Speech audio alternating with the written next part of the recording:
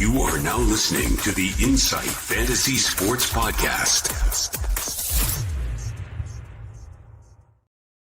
Welcome in and welcome all. We are back. It's the Insight NFL Podcast. Tuesday, the 7th of October. Week 5 is finished. And what a glorious ending it was with the Jags getting the win over Chiefs. We'll dive into that very shortly. I'm your host, Mullin, for this evening, and joined by Mav. And Mav, you're battling through it tonight, mate, with a bit of illness. But how are you feeling?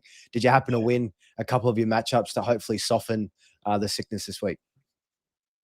Yeah, I had a really good week, actually, all in all. So, battling through, but in still in the 9 leagues, obviously, and won 8 of the 9 leagues this week with some good scores on the board. The only league that I lost was a little local league, and actually lost to DFAB by 4 points, I think it was. And I had Kareem Hunt in the last game. My team was so injury riddled, but Kareem Hunt in the last game, and he tried his best to get himself over the line, but fell 4 points short. So I can respect the effort. But all in all, man, really, really solid week for fantasy. It was a pretty high scoring week across the board, I thought, with plenty of touchdowns thrown and a lot of yardage and a lot of games as well. So there'll be some mega scores out there in the fantasy world for fantasy drafts. Yeah, absolutely. And even more so in Supercoach as well, which we will be going through our Supercoach trade show tomorrow night, as per usual, each Wednesday.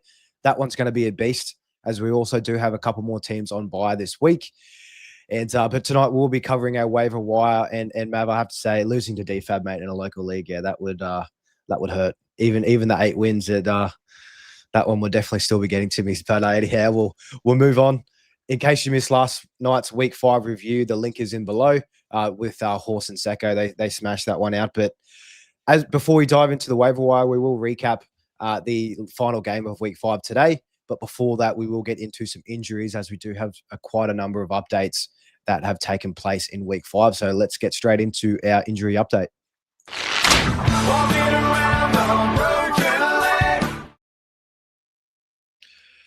Oh, it's always a sad part. I always hate hearing that soundbite there. But from the top, the one that probably hurts the most for some, Marion Hampton, running back for the LA Chargers, rookie. He was really starting to come good, being the number one guy there in LA, and he's sustained an ankle injury. He left at some point during the Chargers game. They lost to the Commanders, and they have placed him on injured reserve, and he will miss the next 4 weeks at minimum. It could be longer. We hope it isn't, but he's definitely out for 4 weeks. And this one, again, we will be touching on him more so in Supercoach tomorrow. But for traditional fantasy here tonight, Mav, I know with this Hampton injury going down, how are you feeling about the Chargers as a whole? And of course, we'll get into a couple of options when we get to our waiver wire segment for the running back position. This might bring back Lad McConkey, to be honest with you. I fully expect them. Yeah, look, they've lost Najee and Hampton now, so I fully expect the run game will still be existent, but now they'll rely on a lot more Justin Herbert through the air, and I think this might bring back Lad McConkey's targets, and I suppose more work coming his way. Ken Allen and Huge seem like they've got some solid roles. But Lad McConkey, I still think he's their best wide receiver. I still think that he's their best route runner.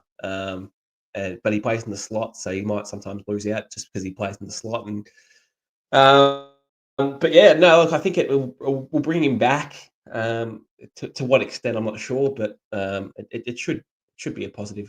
I think it should be more of a positive outlook for him the next 4 weeks at least. Anyway, if this doesn't save him, then I don't know what will. He was okay on the weekend, but again, not the numbers that we're looking for. Had his first touchdown the year, but not the numbers that we're looking for when we drafted Lad McConkey 3rd round, 4th round, give or take, maybe even higher.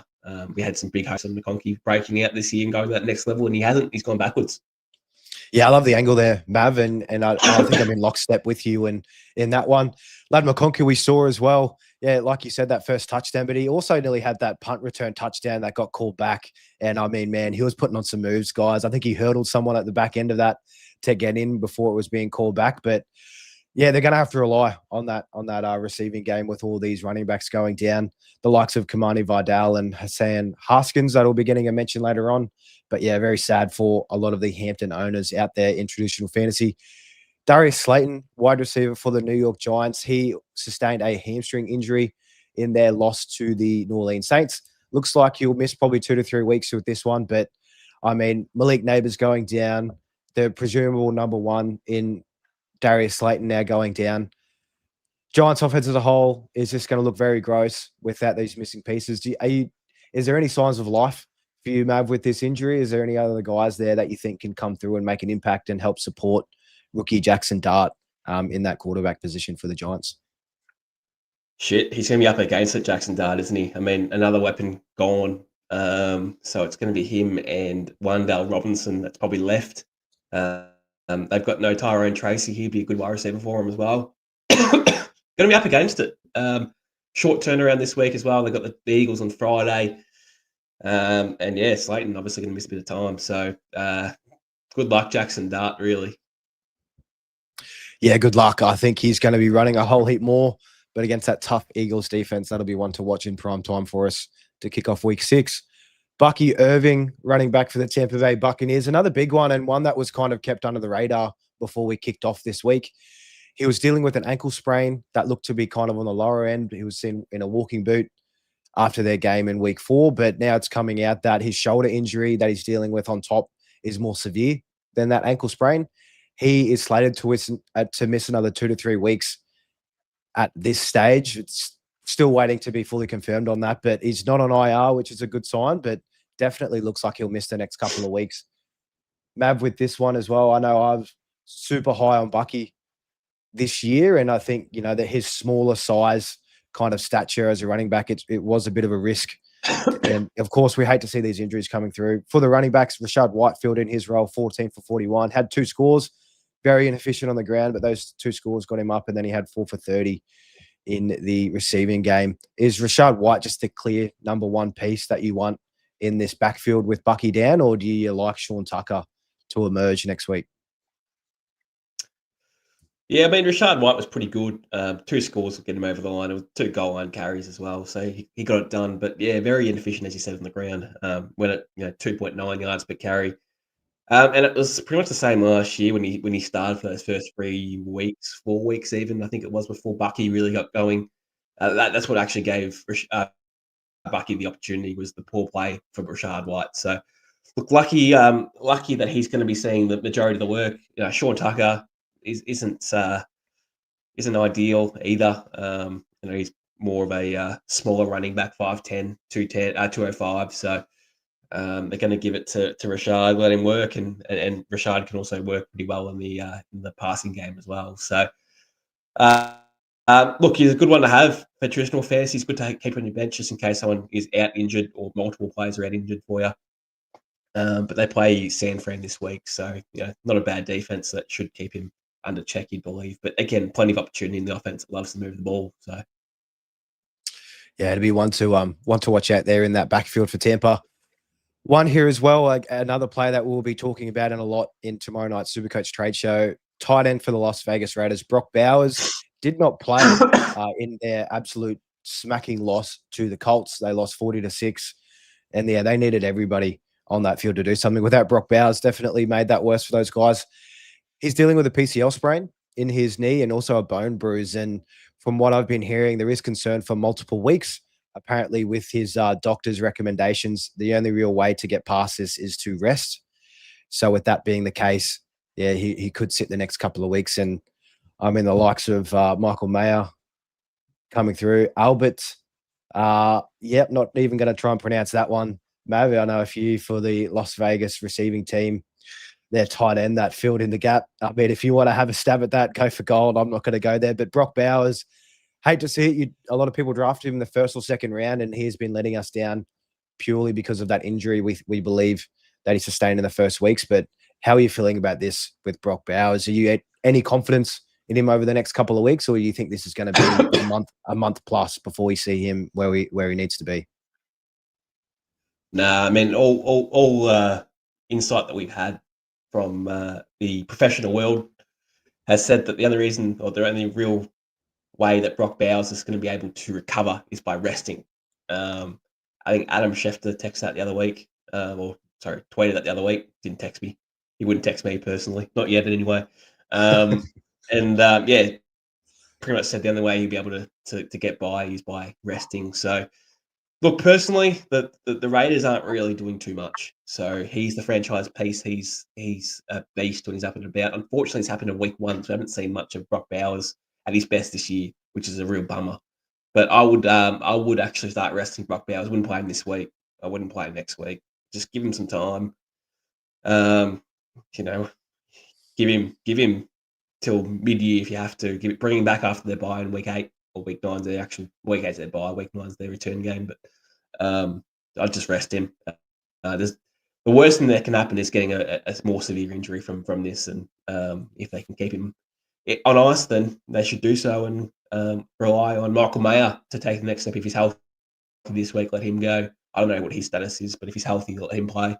Let Genty play, let Deontay Thornton play, let Jack Besh play. Let him play. Let the youngsters play. Let them make a name for themselves. They're going to struggle. It's going to be hard. Jacoby Myers, obviously, is another one there. That Trey Tucker is another one. Let all these kids play. Let them work it out for themselves. And let Brock Bowers rest. They're getting pumped every week anyway. It's not going to be, they're not going to be winning games, but they're going to be getting good reps into their players and into their young core. So I would be doing that. Yeah, no, I'm with you. Hopefully someone for this team steps up in a big way while Brock Bowers is down. And just to quickly run through these next couple, Mav, running back for the Carolina Panthers, Chuba Hubbard, he missed week 5, and we saw the emergence of Rico Dowdle going absolutely ballistic. All reports Chuba Hubbard with his calf strain is likely to miss this upcoming week. But again, this is going to be one to monitor, and we will have more news as the week progresses. CD Lamb, there's been an update, wide receiver for the Cowboys. He could miss the next 2 weeks. He's still dealing with that injury he sustained a couple of weeks ago. Eyeing a week 8 return. Again, make sure that this one, you're monitoring this one as we get closer. And kicker Spencer Schrader for the Colts has torn his ACL and also MCL. He's out for the season. So big hit for the Colts there. We won't spend too much time talking about kickers in this show, but again, that's one to keep in mind for the Indianapolis Colts. But that's really all of our injury updates here for week 5. We will cover more as we get more updates as the week progresses in tomorrow night and also Thursday night's show. But with that being said, we'll jump into the final game of week 5 recap with the Kansas City Chiefs going down to the Jacksonville Jaguars.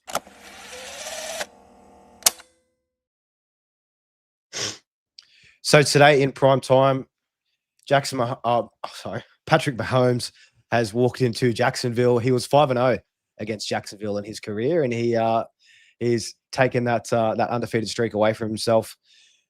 Yeah, this one I missed a lot of this one. I saw the back end of the game where Trevor Lawrence fumbled in one of the last plays of the game at the goal line, got up and then was able to moss a couple of guys, break some tackles, and get into the end zone for the win. Leaving, I think that Chiefs had 20 seconds to come back and do anything here. But on the Chiefs side of the ball, Mahomes wasn't too bad in terms of fantasy aspect. 300-plus yards passing, 1 touchdown, 1 interception. But he ran 6 times for 60 yards and also a touchdown as well, which helped save the day for him. Kareem Hunt continues to show us that he is the lead goal line back in Kansas City. He had 7 carries, 49 yards, and 2 touchdowns. Pacheco, 7 for 36.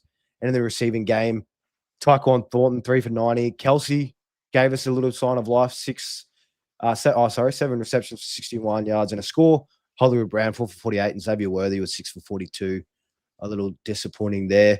On the Chiefs side of the ball here, Matt, for you, any real key takeaways on this one? I mean, it's really only Kelsey and Mahomes, and also Kareem Hunt, who was able to get into the end zone to save his day. Everybody else was pretty ordinary. Rashee Rice coming back in week 7, so in 2 weeks' time. But yeah, how do you feel about the Chiefs after this one? Just wonder on Kareem Hunt's value in fantasy. I mean, I know today it could have been a one-off. I'm not going to react too much on Kareem Hunt make massive assumptions based off 1 week. But he was pretty good. 7 yards per carry, 2 touchdowns on the ground. He feels like their preferred back, to be honest with you. Despite them splitting 50-50 between him and Pacheco on the ground. Pacheco was very efficient to a degree. He went at 5 yards per carry. And he has been pretty efficient this year in general, Pacheco, but not seeing a lot of work in terms of volume. So I do think Kareem Hunt holds some sneaky value. If he's on waivers, pick him up. If he's not, then keep him on your rosters because he's in a pretty good offense that's looking like he's going to get all the goal line carries. So as you saw, he had 2 today. So I think there's a world where he's kept and he's playable, maybe in bye weeks or there for depth or injuries or anything like that. But outside of that, I mean, Worthy was very disappointing. Again, injured, but six catches for 42 yards. I suppose that's okay, but a bit of a bust for a fantasy week.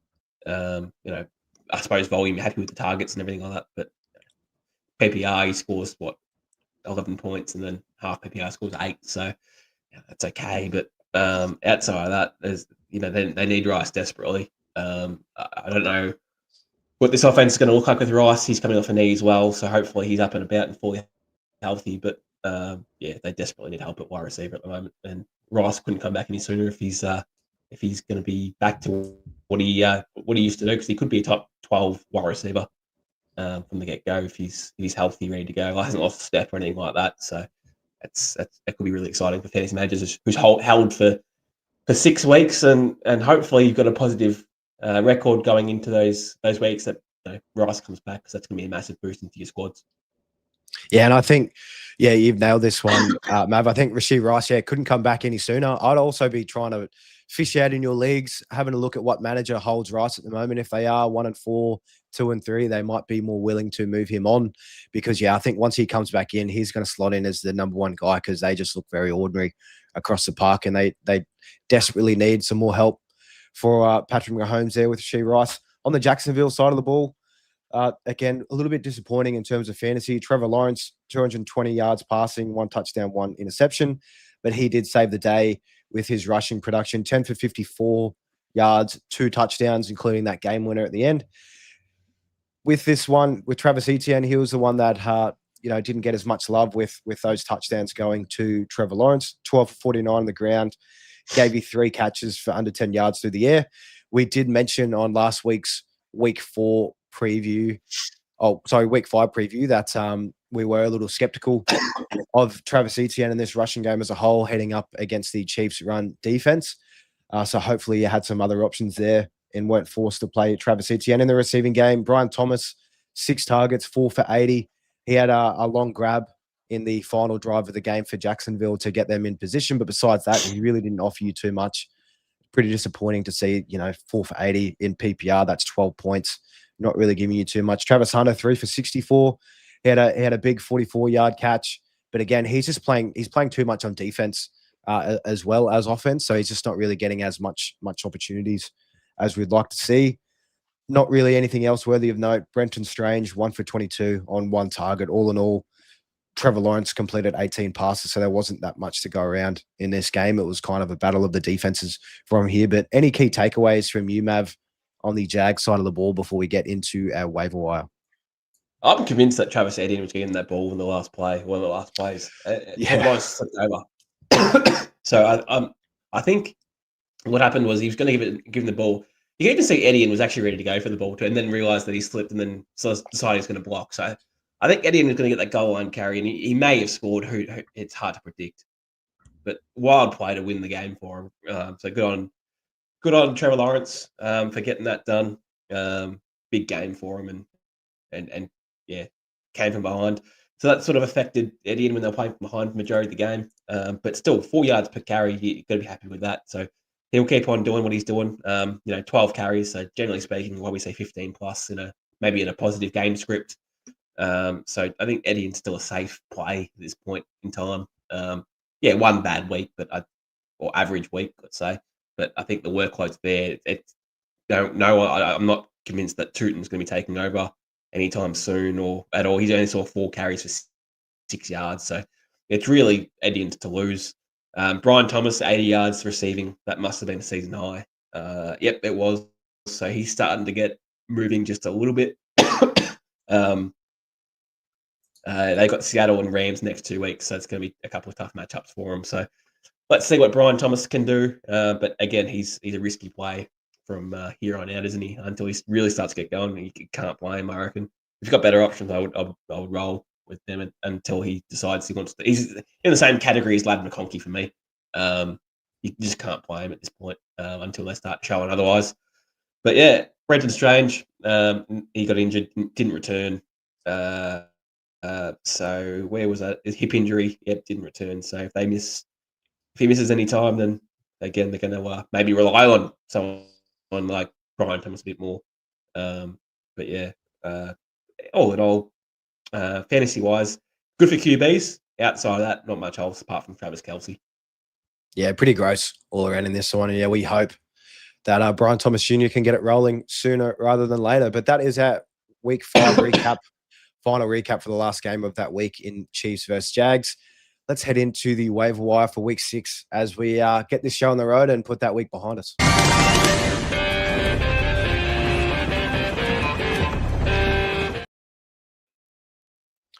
So week 6 kicks off this Friday. We do have, what game was it? Yeah, we do have the Eagles taking on the Giants in New York to kick things off.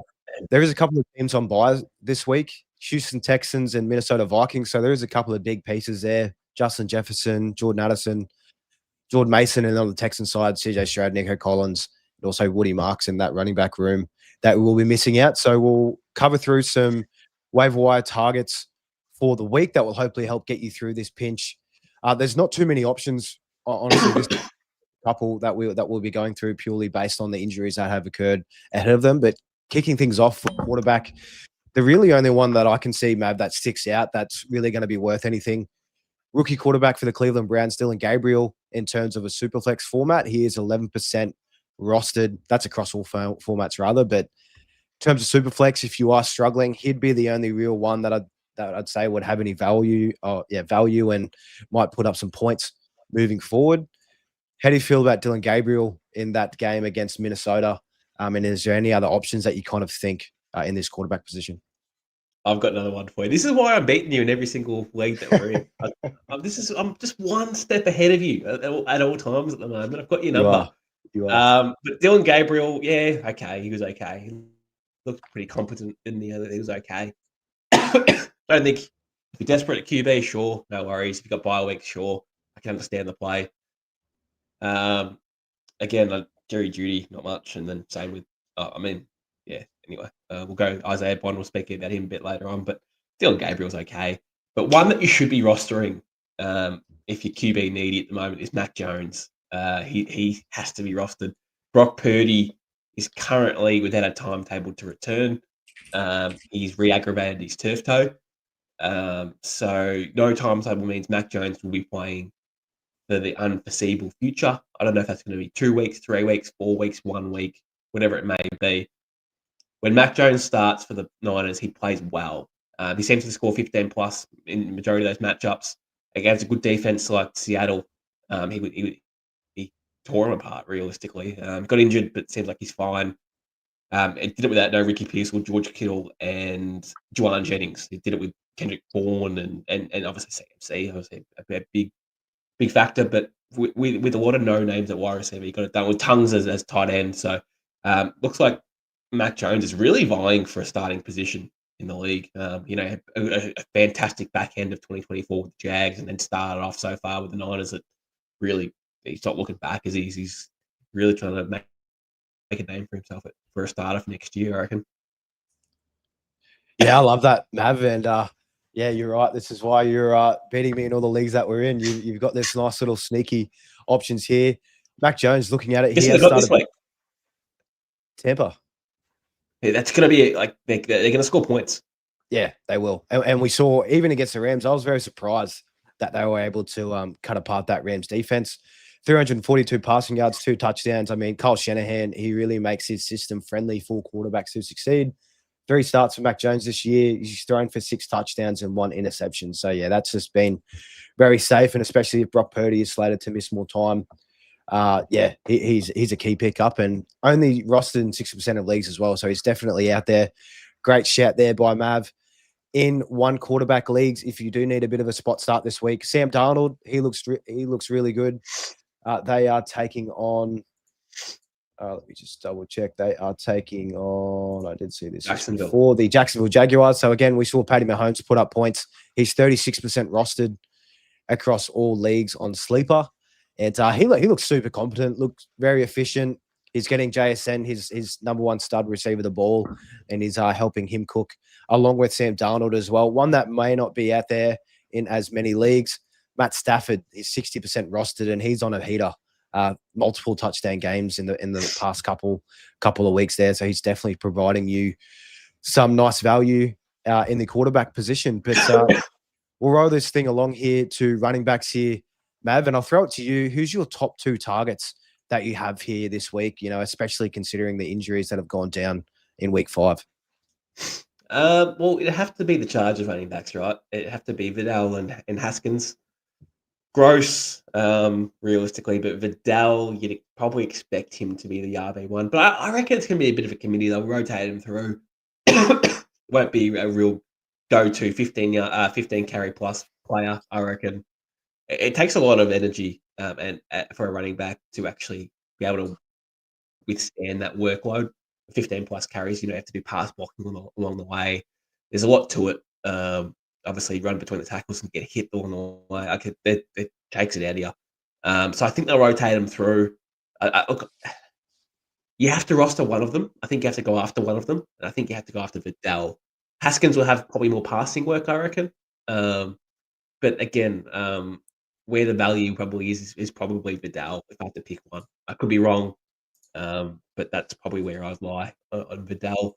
Again, they've got a pretty good offensive line, the Chargers, and a pretty good offense, so they should be able to move the ball. And if any of these guys get going, then it could reap some rewards for your bench, or if you want to start them, if you're really desperate, then sure, I get it. It's gross, but I get it, especially with running backs going down. Yeah. Sometimes you have to be desperate. But Vidal would be the one I would target if I had to go hard on somebody on the waiver wire. Yeah, I love the call there, Mav. I'm on your side as well with Vidal over Haskins. We did see in this game, I mean, prior to this week, they both hadn't really seen the field whatsoever. But we did see, they both had 21% of the snaps after Amarion Hampton went down, and both equal amount of touches in this one. And Vidal looked better with that as well. So, yeah, I'd be taking a punt on the younger guy, the guy that Harbaugh brought in particular with Vidal when he came into his first year coaching. Another option here that I'm looking to target in week 6, Kendre Miller for the New Orleans Saints. He also saw some more increased usage against the Giants. He didn't really account too much for fantasy, but those touches, 10 carries to 41. He also had a catch through the air for 8 yards, and his highest snap share percentage of the season so far at 39%. Kamara doesn't really look to be doing too much this year. Yeah, even his receiving production has really been letting us down. And yeah, you're right. The whole offense as a whole in New Orleans is just gross. Spencer Rattler is a gross quarterback, but they really don't have any other options. And surprising that Tyler Shuck hasn't seen the field, but I think it might just go to show that maybe Rattler is levels above, or at least one level above Shuck. They're going to be the best option out there. But Kendre Miller, I would be looking to stash him if you do have those roster spots, because I think Kamara is definitely going to be a trade candidate as we inch closer towards that deadline at the start of November. Any other names here for you, Mav, in the running back room that you'd be looking to add in? And also Kendre Miller, 27% rostered at the moment, so he's definitely out there available in some leagues. But who else do you have for us here, Mav, in the running back position? Oh, there's probably not really many that I'm looking at too much, to be honest with you. I mean, Bill, it got going, so if he's on waiver wires, which I doubt he is, it would be one to look at. Same with Michael Carter, if he's on the waiver wire, he has to be rostered. DeMarcado didn't see much work in this game, and obviously that one famous player that's going to make his career might end him would be another one that I'd be looking at if Michael Carter's on waivers, or he looks like he's going to be getting bulk of the work. Outside of that, you could have a stab at Jaden Boyd out of Dallas. Miles Sanders is out, but he had some carries on the weekend and looked awful with those carries. Like, I think he went at 1.3 yards per carry. I think it was. I think he had 5 carries for 7 yards, top of my head. So he's actually trending the other way. But you can always have a stab at him, and hopefully he breaks out if you got deeper rosters. But outside of that, the running back room isn't looking too good. a guy that was going on the waiver wire last week, Isaiah Davis, saw 1 carry against the Cowboys. Yep, I get it. The game script wasn't looking too bad, but he can probably be gone. And you can probably have a stab at anyone else realistically on the wire to have a crack at, I reckon. Yeah, the only other one really I think worth mentioning, Brashad Smith. He's at 70% roster percentage. We did mention him last week as a potential stash option, just given how gross and murky this running back room is as a whole for Kansas City. But this is really just if you have a luxury spot there, just to keep someone who might take off as the year progresses, is a nice little one there. But I definitely wouldn't be looking to start him if you needed to in week 6.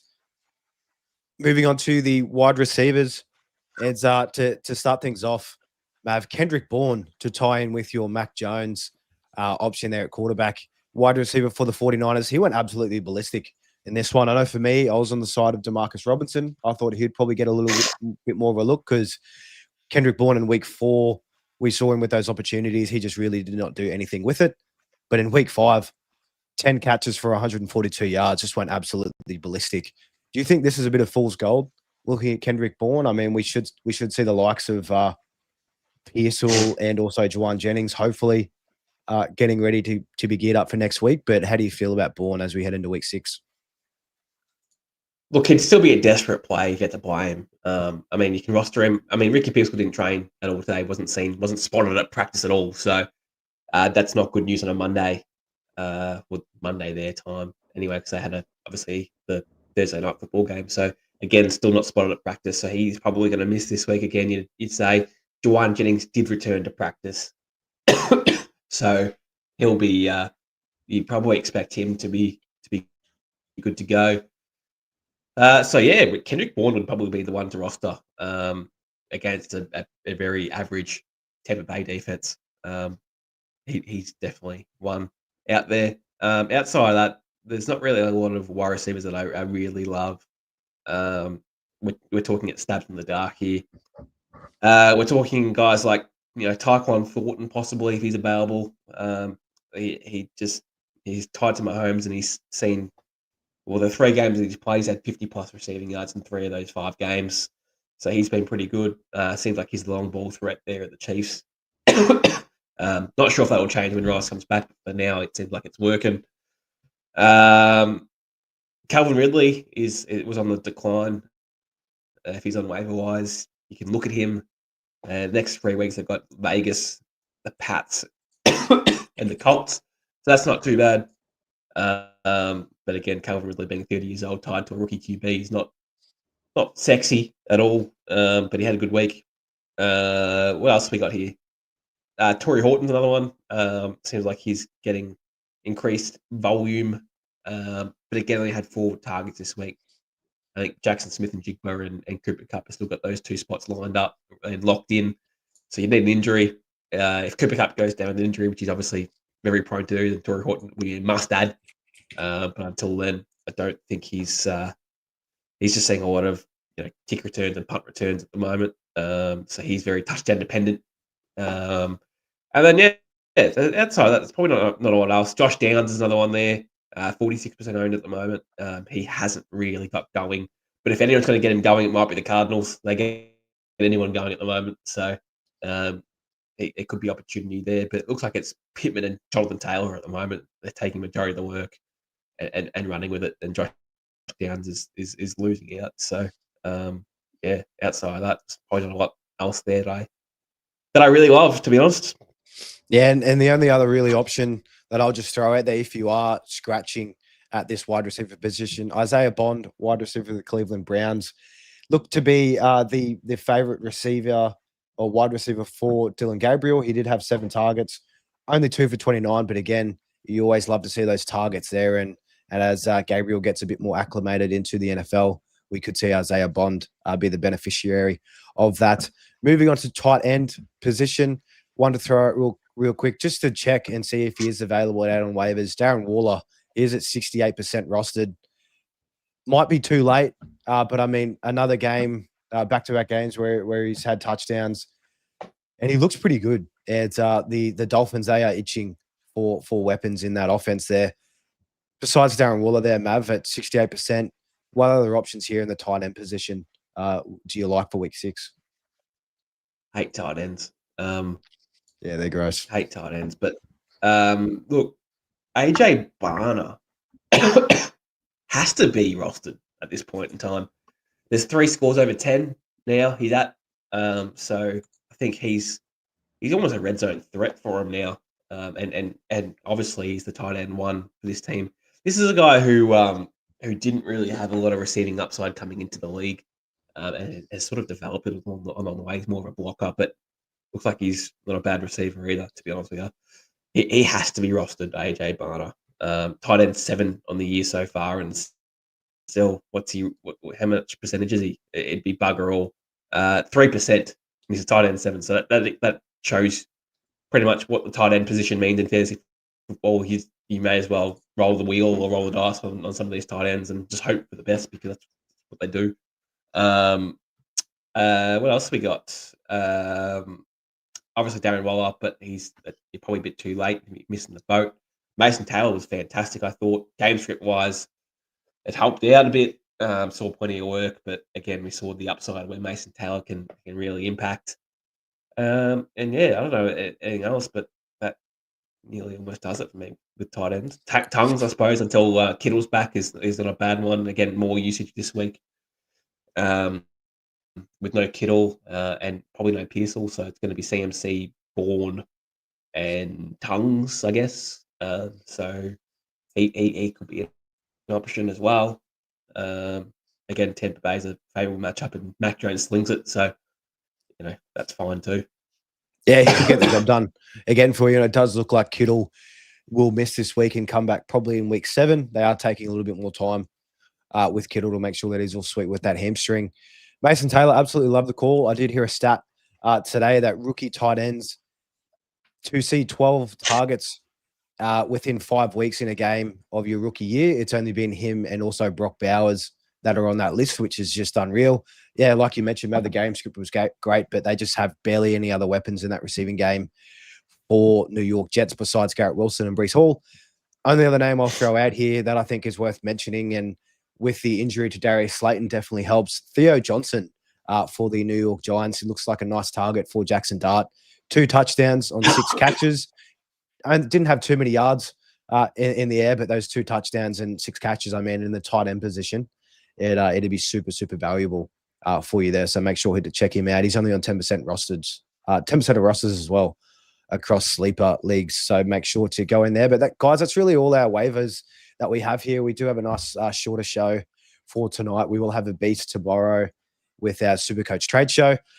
We'll run through a couple of quick questions here for throwing it in just a few minutes. But if we do miss, please throw comments onto the YouTube video after this show, and we'll be sure to answer those comments in the reply before we sign things out.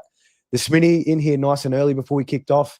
I'm 1-4, 2 quarterback Superflex PPR. Quarterbacks Jaden Daniels, Purdy, Mac Jones, Gabriel Rattler.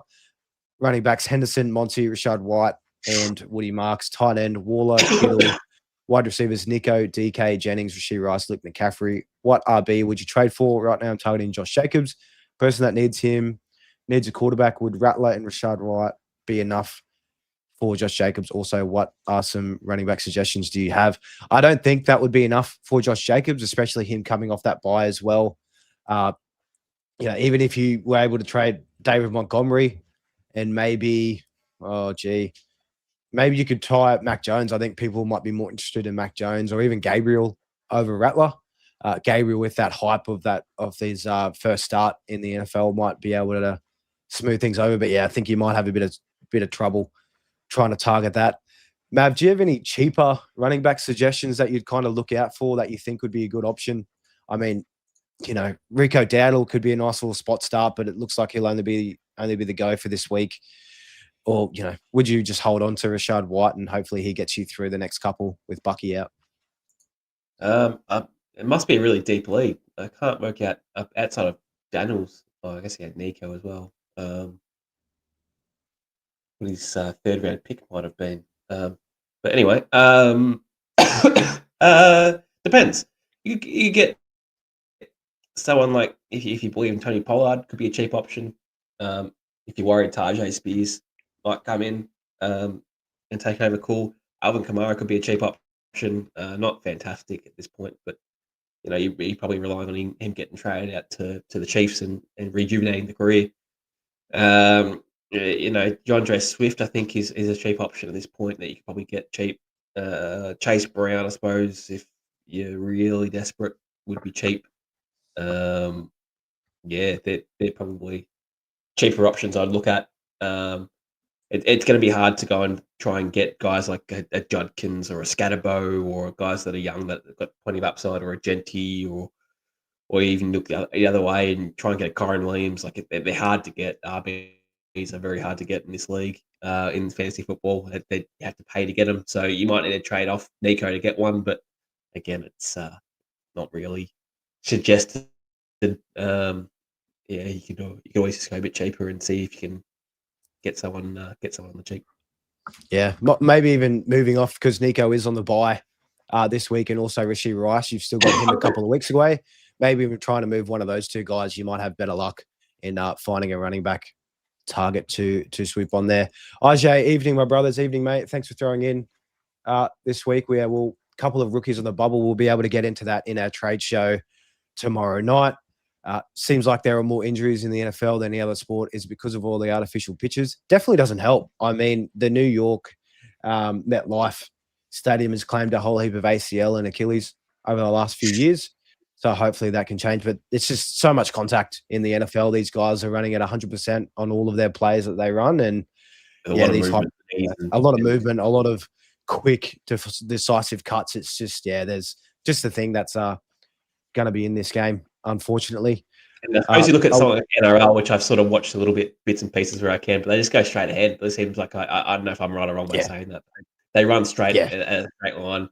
There's not really a lot of jump cuts, or there's not really a lot of movement in change of pace, or change of they don't go from the left side to the right side with a nice quick cut. Like they're too big, to be fair. But yeah, it's a different game. Yeah, it is for sure. IJ, should I trade at McCarthy and get in Dart or Gabriel, or wait until McCarthy comes back and save the trade? What would you do here, Mav? We've got Jackson, Dart, and Gabriel. I know this is a super coach question, but quickly, what do you kind of lean towards? Not sure. I haven't really thought about that yet. It's not a bad shout. Yeah. IJ, we'll think about it tomorrow. Yeah, to jump in here, IJ, we'll go through all of these options on tomorrow night's Supercoach Trade Show, and I'm sure JJ McCarthy, pardon me, he will be a topic of discussion there. So make sure you tune in for that one, and we'll cover that along with McBride to Waller and McCarthy to Dart. We'll have a couple of options there as well. But thanks for the nice wishes towards Mav in getting better. He'll have a nice cup of green tea after this, I'm sure, and he'll be on track. No green tea, but. Blue Ballers, cheers, legends. Thanks for tuning in. As always, mates, boy has thrown in JSN or Josh Jacobs. Mav, rest of season. I know Jacobs as a running back. Green Bay has one of the easiest rest of season schedules. Would you lean towards this one? I'll throw this as well. He has Marv, Waddle, and Godwin, and RBs have Saquon, Josh Jacobs, and ETN. He got offered JSN for Josh Jacobs there. So, I mean, yeah, what do you think? I wouldn't. Well, Josh Jacobs just had his bye, first of all, so you're sweet there for the rest of the season. And you said one of the easiest schedules for the remainder of the year. They love giving him the ball. They love feeding him. If you've got Marv, Waddle, and Godwin, I suppose you're looking okay. I suppose you've got Eddie and too, so you're looking okay there too. So I'd hold. Josh Jacobs probably has I love JSN, but I think Josh Jacobs has higher upside in any given weeks. Could have 2+ touchdowns in any given week with 100+ rushing yards to go with it. So I think Josh Jacobs is the offense, to be fair. So JSN still has Cooper Kupp, still has Kenny Walker, Charbonnet. He still has a few guys taking touches and touchdowns off him, and I think Josh Jacobs is the offense. So I wouldn't. And running backs, I just hate trading premium running backs. I know you're getting a premium Morris to come back, but I just hate trading premium running backs unless you're getting a whole. Yeah, I'm on that side as well. Mavin with JSN, maybe a little to split the difference there on their team. The Seahawks, they want to run the ball a whole heap, and he might get game scripted out if they are in the lead for the most part. So yeah, Josh Jacobs, I mean, he's always going to get his for the Green Bay Packers there. The Smitty, he offered me Scatterbo for Rattler. That's a smash accept in my eyes. That's no question. Get that done. What do you think would get Breece Hall? Great question. I know I've been trying to trade for him in a whole heap of leagues.